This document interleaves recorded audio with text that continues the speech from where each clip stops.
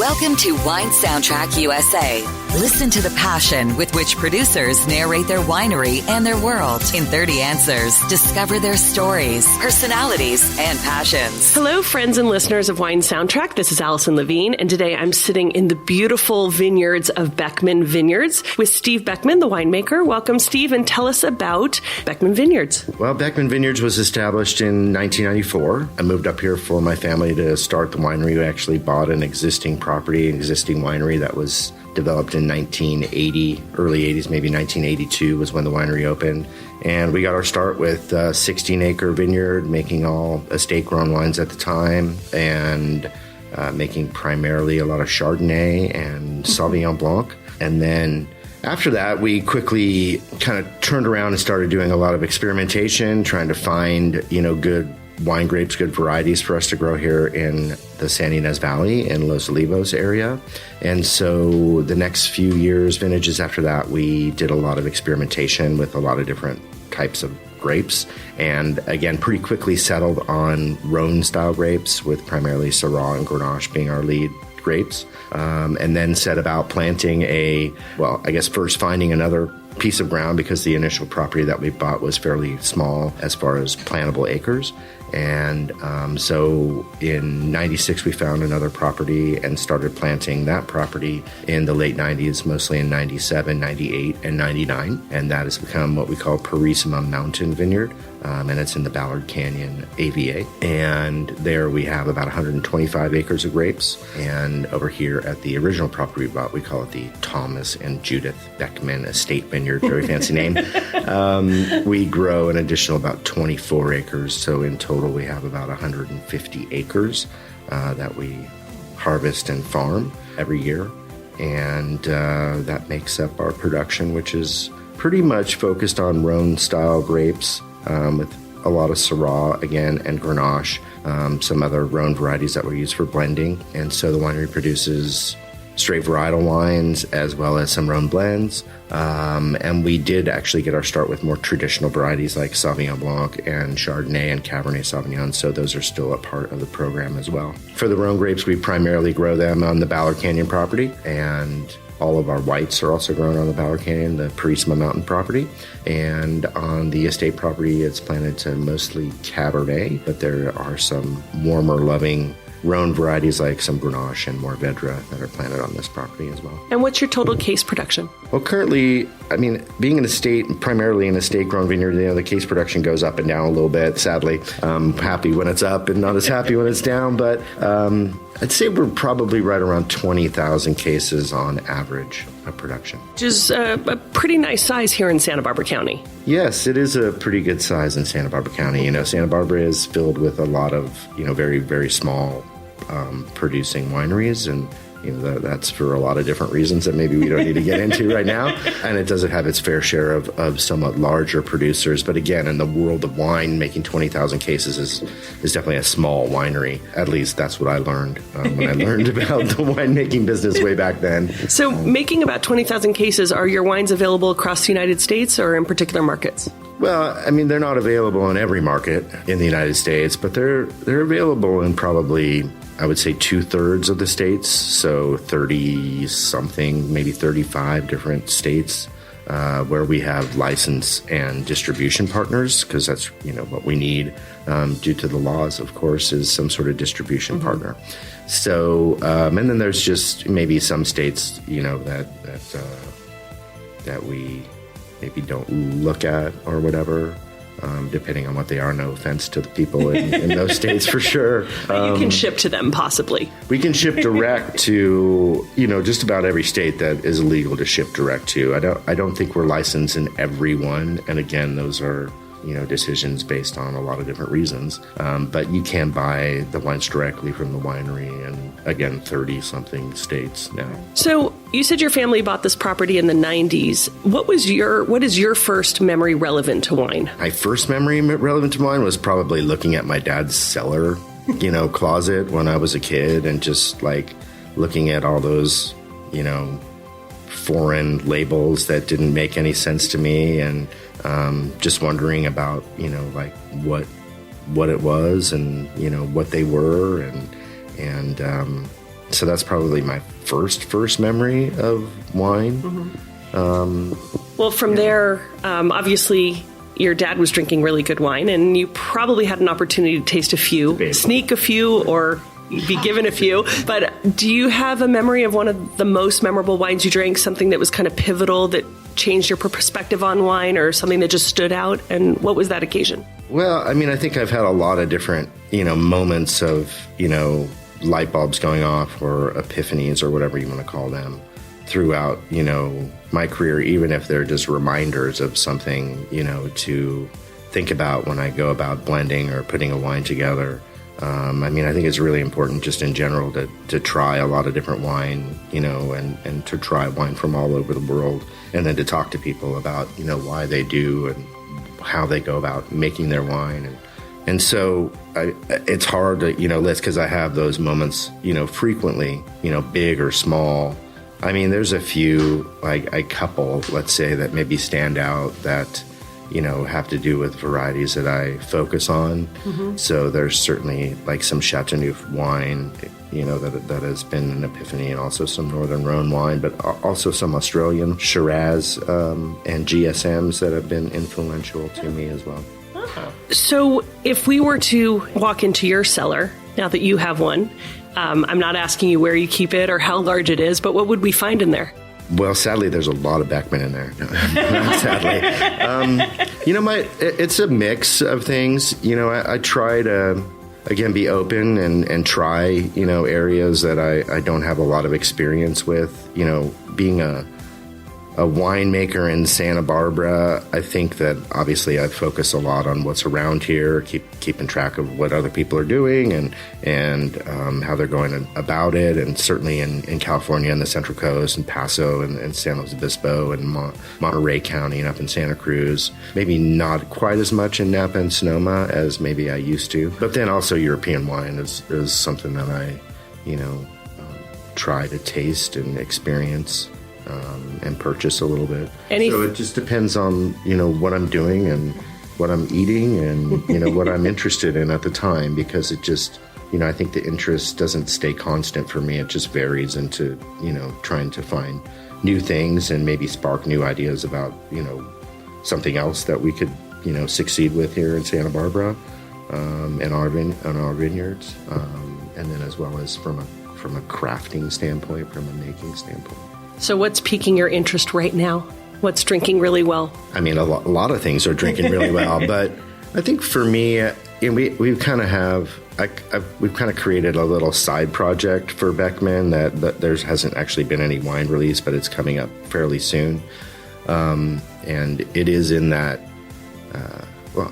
wine made with the least amount of impact as possible from an environmental standpoint, and then obviously from a wine making standpoint. So wine made with no additives. So wines that are made that way, and also whites and reds that are getting longer extended maceration times are certainly, wines that have a lot of interest to me right now, because I'm kind of focused on that project. I mean, as well as everything else. So definitely a lot of Northern Italian, whites and extended long skin time whites are something that I'm trying to experience more and more of as we explore this other, idea and world, hopefully with a lot of success.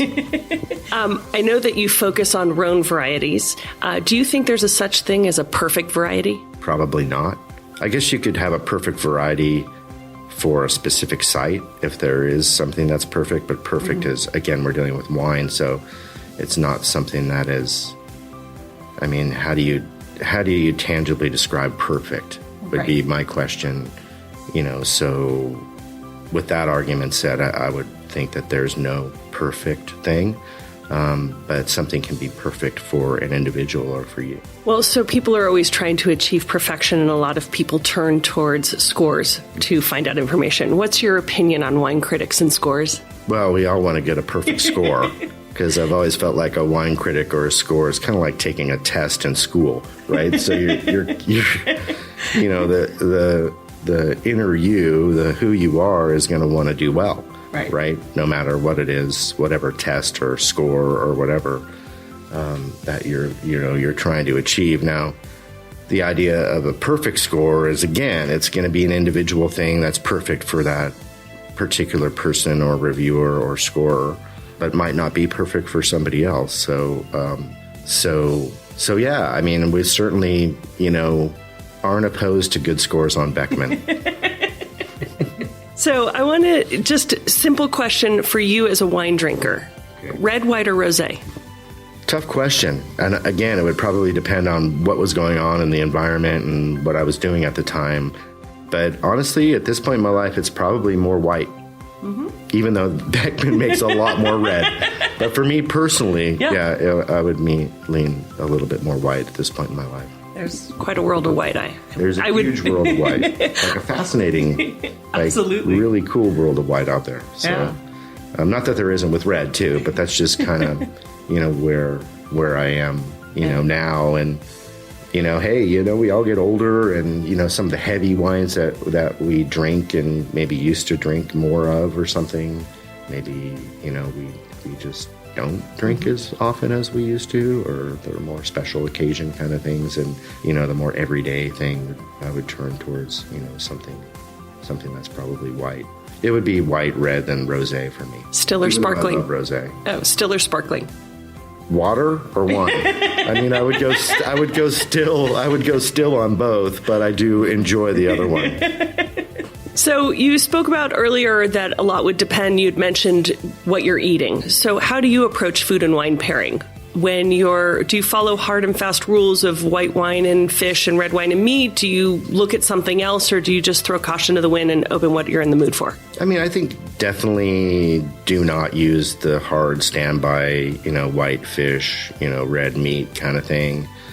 Because I think we make some red wines that are really good with some fish. And it just, again, it kind of depends on the preparation. I think the best thing for me, and like how I would describe myself, is that would be one area where I would be experimental in, just to try and maybe look away from the tradition to look to things that we can discover that you might not like traditionally think work together. And since you've been in this business a long time, and wine is obviously a part of life, have you figured out any remedies for hangovers? Any special cures? Well, I mean, definitely as you get older, you need to be a little bit more careful because we don't, recover as well as we used to. I think it's just understanding your own body and knowing, and understanding that point of, going too far, with it and how it's going to make you feel the next day. So I typically like to push myself to that point and then, really restrain myself to not go beyond that point. And if I do that, I find out that I'm pretty hangover free. So, Steve, for somebody who hasn't had the privilege to taste your wines yet, what do you think they're missing out on? Well, delicious wines, for sure. I mean, I think that's something that we really, I've really tried to do is, wine should be enjoyable and they should be delicious. And so that's what we try to put forth in every bottle that we make. So, that's, kind of the number one, and they should taste good and smell good and they should feel good. Texture is very, important to me, and how a wine feels across your palate and how balanced it is, so that there's no awkward part that's kind of hanging out in the wrong place. So, yeah, I think they're missing out on delicious, really good feeling and tasting wines. So as we sit here looking out at your vineyards on your estate property, if space aliens were to land on that grass patch right in front of us, which of your wines would you want to present to them to welcome them into the Beckmen family? I'd have to go with whatever our best and most consistent one is. So what that is Syrah. So I would definitely, try them on, one or two of our several Syrahs that we make every year. Looking at vintages, I know that you practice biodynamics. You are one of the largest in Santa Barbara County practicing biodynamics. Vintage, we know that vintage tells a different story every year, but how much variation do you see from year to year? Do you see more consistency or more variation? I think we hope that the wines are consistent for sure. I think that on the basis of it all, Purisima Mountain Syrah tastes like Purisima Mountain Syrah just about every year. There definitely are vintage differences, the weather and the conditions are never exactly the same, and that's something that's really cool about wine. We definitely strive to make consistent wines in style. And I think just based on the fact that we farm and we harvest from the same blocks year after year after year, that there's a lot of consistency in that. So when you get into the details of like a harvest and what's different from year to year, it really comes to things like acid balance.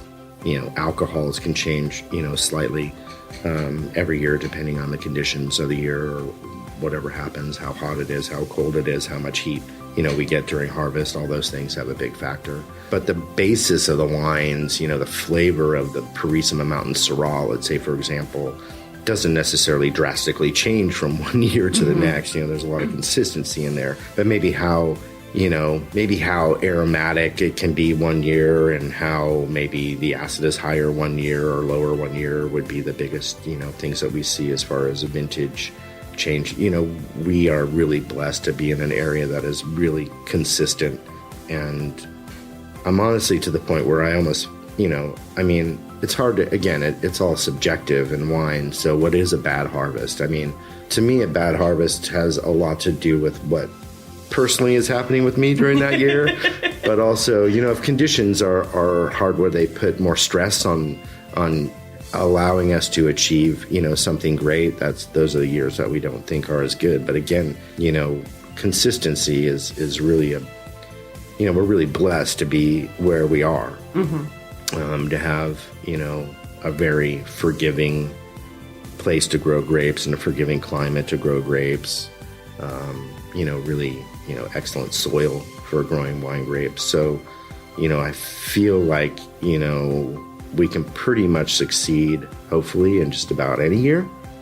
But that said, there are some years that just are better than others for one reason or another. Do you look for any signs or omens that will help predict what kind of harvest you're going to have or what the vintage will bring you? Well, I don't know about omens because I don't want to get into all this weird, people think, oh, well, he's biodynamic. So, he's like into all these ritualistic type of things. But you are. No, not really. Definitely like a spiritual aspect to it all for sure, but not like ritualistic, I would say. I think as a biodynamic farmer, we have something that we can use to look at to give us an idea about how the harvest is going to shape up, when there might be more pressure for something or less pressure for something. So I think there are, within that realm, you do have the ability to, not exactly seeing things, but to give you an idea about, what you might run into in a given harvest. And that's really the calendar, it's the calendar and understanding the cycles. And, right. So that's probably, something that helps us understand what's in front of us. I don't feel like we're just blinded by not having any information about, what's going to happen potentially in a given vintage. Now, does it always happen like the calendar says it happens? Not exactly. But again, I think it can give you, ideas and thoughts going into a harvest where, yeah, maybe we need to think more about mildew pressure this time of the year, or yes, maybe we need to think, more about, even things like protecting the fruit one year if it's a hotter year or if it's potentially a cooler year. Again, not that we have some ability to foresee and visualize all this stuff, but I do think that within the biodynamic world, there are some aids to help us understand it. And do you, as a winery, have any traditions or good luck rituals that you do at the beginning of harvest, whether it's a celebration or a procedure of some sort? Not really, honestly. We typically start slow, right? So that we can, when we're allowed the opportunity to start slow, because sometimes we don't have that opportunity, just to bring something in and to make it, just to see where we are, to maybe give us a guideline for how the grapes are, how our extraction is going to be, things like that. But there's no christening of the press every year or anything like that here at Beckmen. Well, I've known you for a long time. Maybe there should be. I don't know. I've known you for a long time, since I got into the business almost 20 years ago. And I do think you have one tradition. Isn't there something with the gophers? Because I do recall a story that you told me long ago. I don't know that that's a tradition. It's just something that, is now just like a part of the program. So within the biodynamic world, there's something called a pepper spray or an ashing spray, where you can use, let's say you have a pest like a gopher or something, and you want to send a message to this pest that they aren't really welcome to live where they're living currently. So there is a process, and it's a pepper spray, not like pepper, but we create a pepper through why are you asking me this? Through the skin of the pest. So for a gopher, the gopher is skinned, and then it's burned, and we take that ashes and we create a dilution out of it. Again, it's a complex thing, and it gets into a bit of homeopathy as to what and why the dilution is what it is, to help control the population of the gopher or the pest or the ground squirrel or whatever it is. Really seems to be effective with mammals like gophers or ground squirrels, but we've tried it with insects and it doesn't really seem to have the same effect. But yes, there's usually a period, around this time of the year, actually, and usually, not always, but usually, it can come in December quite a bit, where we would actually go out and spray this, pepper, this diluted homeopathic spray, and it helps us to control the gopher population. So instead of going out there and just killing them all, some are sacrificed, sadly, and then you just spray this stuff, and I know it sounds weird, but you can it really helps to control the populations, right? But it's work. It's okay to have some gophers in your vineyard, right? And a pest or a bad bug or whatever it is, a mite or a leafhopper. I mean, you can have them out there, and it's fine. You actually want them out there, right? You want that diversity. Pests are pests when they become overpopulated, when they become a problem. Right. So this allows us to not get to that problem. But there are still gophers that are living out in the vineyard. Yes, there are. But it is especially important around replanted blocks and young vines.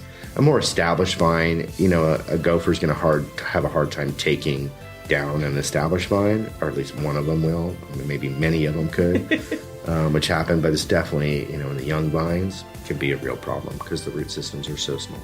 Well, to me, that's a little bit of a tradition, since it's an annual thing that keeps most of the gophers away. But hopefully it just keeps them in balance, right? That's true. And they can go live in the field that's next to the vineyard block. We just don't want them living like in the vineyard block and being destructive in the vineyard block, for whatever it is.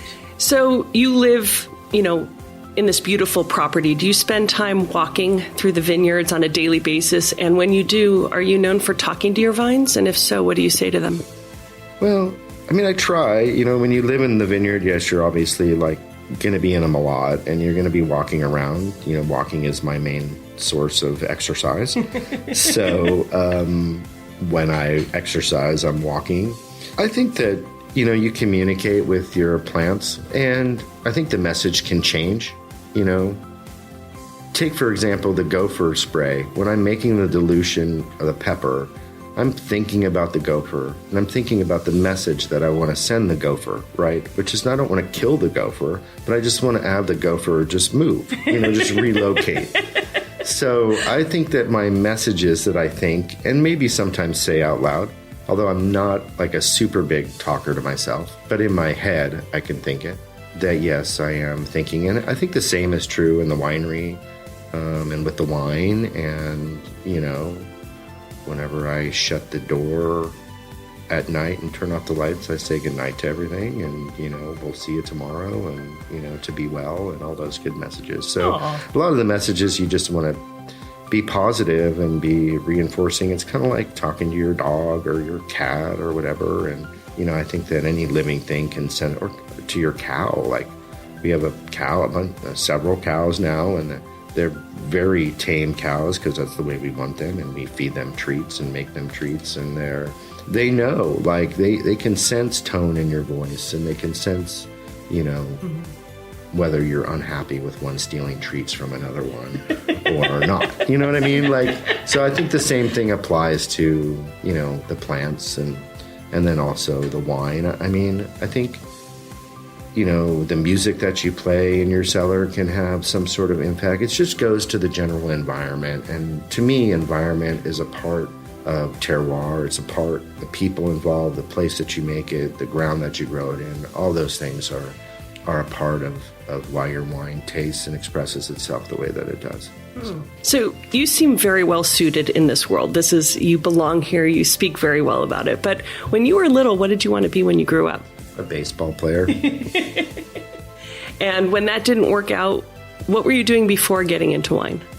Well, I studied anthropology, and I worked for a short time as an archaeologist during summers of college, and then after college got out.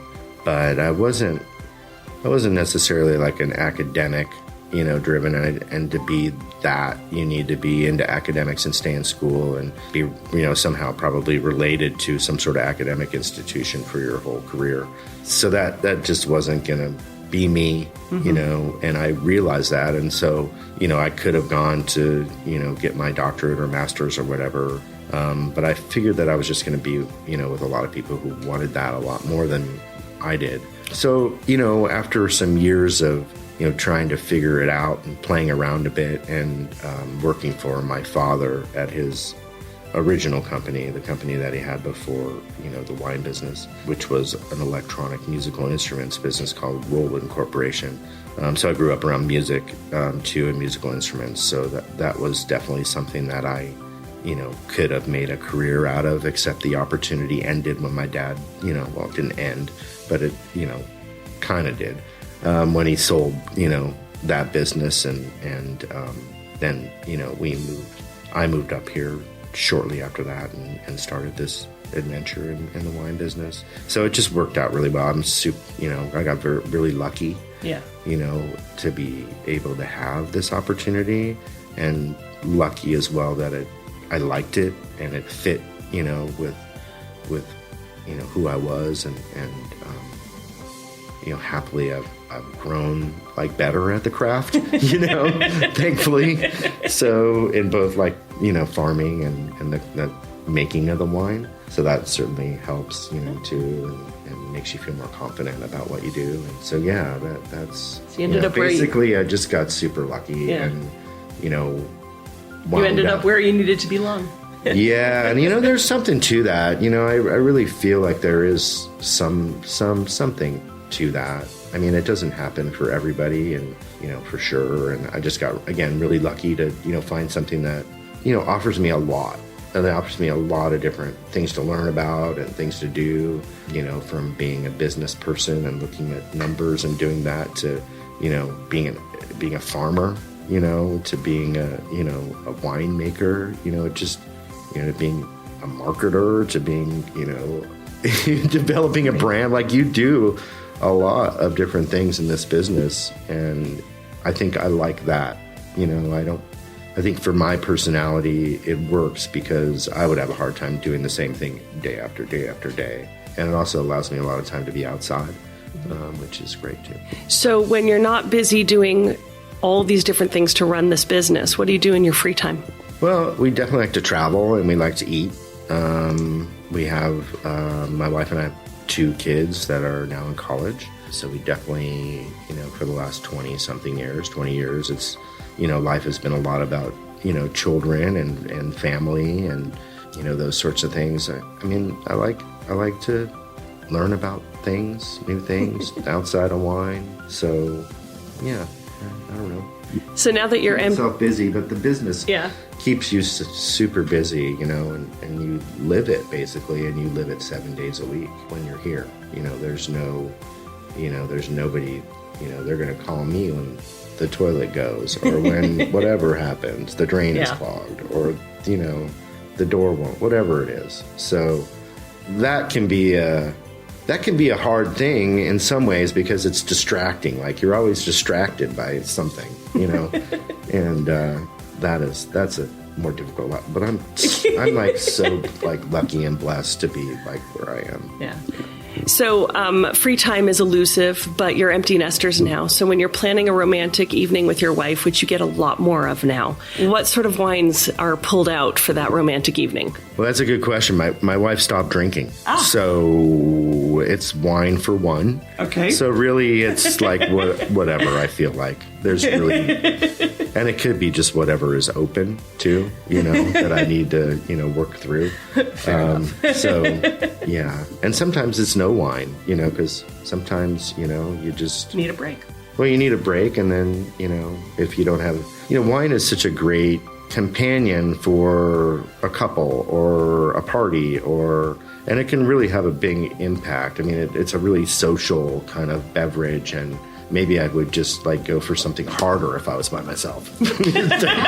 It's just, But up to the point where you won't get a hangover. Right, exactly. Well, you need to know that limit for sure. I mean, if you want to get a hangover, you're certainly entitled to get however many hangovers that you want to get. I think it starts with kids, right? Because when they're little, it sucks, right? You're all drunk or hungover or whatever, and the kids are waking up all night, and it's really not the greatest parenting situation there. And then I think that kind of gradually is just kind of maybe diminished my desire to maybe drink as much as I used to.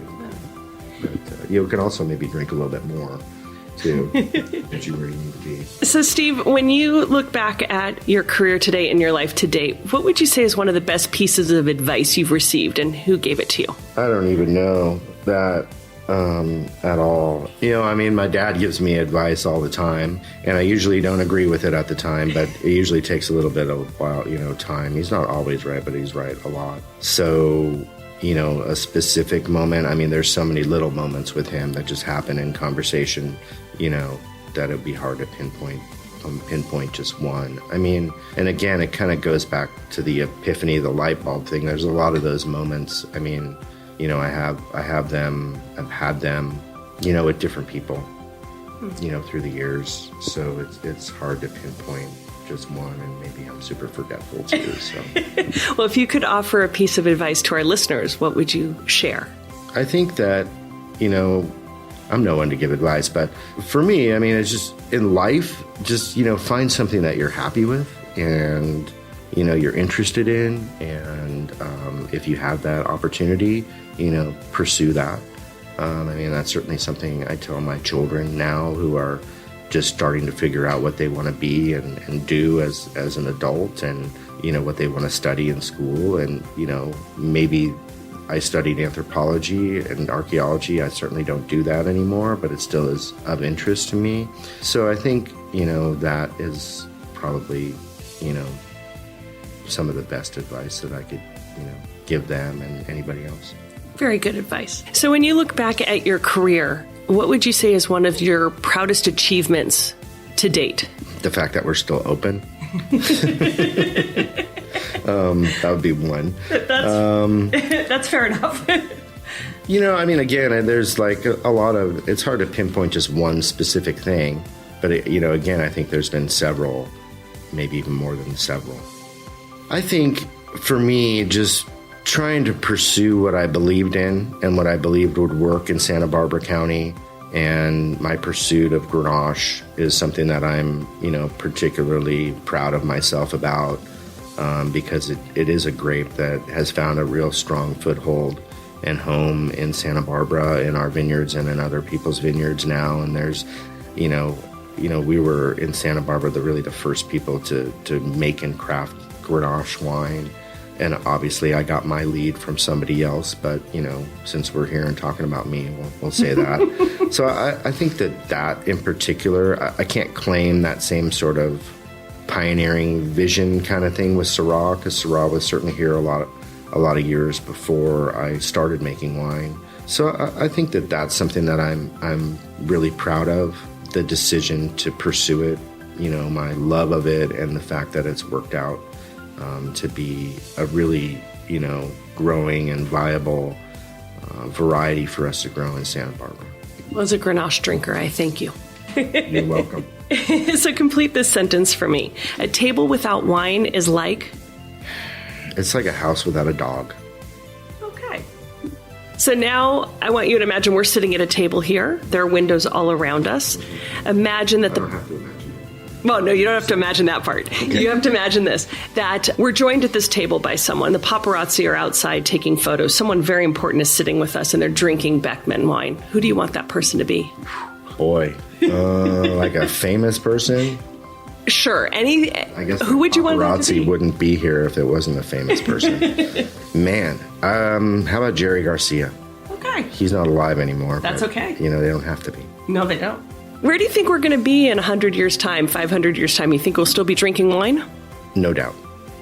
We've been drinking it for a lot longer than that. So I would hope in 100 or 500 years we would still be drinking it. Hopefully it'll be really, really, really good too. By then. So we'll probably all be grown in a different place, right? Because the Right. climate's going to change so much that we're going to, be in, Siberia or something, drinking like great Siberian Cabernet Sauvignon or something. if things all went to pot at this point and you were sent to a deserted island, what 3 wines would you take with you? Like specifically or just variety? Specifically, if you can. Well, I would probably take Chauve Hermitage Blanc. That would be one. I don't want to say one of my own, but I could. You can. I would take Purisima Mountain Syrah as well. It's your deserted island, so there's no shame in wanting to drink your own wine. I guess I probably need a red wine to... Oh, no, the Syrah's a red wine. So how about Domaine Tempier as a rosé? And then I can have a nice balance. I have a little white. I have a little rosé. I have a little red. Perfect. So now we play that fun game where I want you to pair that with music. What do you Pair those wines. Tell me what you would want to be listening to or what it makes you think of when you're drinking them. So let's start with that rosé. I don't know if I think of music when I'm drinking them, but we'll try to play the game. A genre that We'll try conjures. to play the game. Well, let's see. For the rosé, I would want something that's kind of fun. So definitely like some maybe 80s new wave music. I might do with that. Maybe, I don't know, to be more specific, I'm not sure what it would be, but I would, I listen to a lot of 80s music. I'm a child of the 80s, so we definitely got to throw some 80s music there. Of course. I think for the Syrah, I would probably play some Miles Davis, something like that, because I've been a big Miles fan for a long time. So that would be another one. And then the Chauve, let's see. I mean, I would play Grateful Dead with all of them. I would play, Pink Floyd with all of them. Classic rock with all of them. I'm a big fan of that. But specifically for the white, it's a good one. I don't know if I have a specific one for that white. So I'd probably just, go with whatever's on. Yeah. I'd just put on Pandora or whatever and just lock in my, Your genre. yeah, Your 80s. my 80s genre. And You need to mix it up. So. one final wine. Your Grenache. Your estate Grenache. My estate Grenache?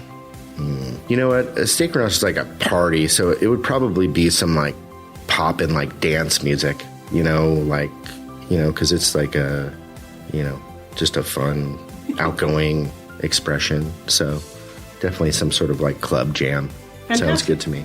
You survived, see? So if people... I won't remember what I said. It's okay. But if people want to come here and they want to party with your fun Grenache and they want to visit, how can they find your wines and can they come visit you? Well, as we said, they're distributed in 30-something markets, so they could find them theoretically in any of those markets, although, the distribution, the amount of the broadness of the distribution varies on the market. So obviously when you're in California, you'll probably have an easier time finding Beckmen out there on the shelves than you would in, Colorado or something, for example. But it could, and if you were looking for it, you can always ask your fine, wine shop, person to investigate and see if we have a distributor in that area and whether they can get the wine. I mean, the easiest way to do it is to, I mean, there's a couple easy ways to do it. There would be one, to go to our website, which is beckmenvineyards.com. That's Beckmen with an E and vineyards with an S.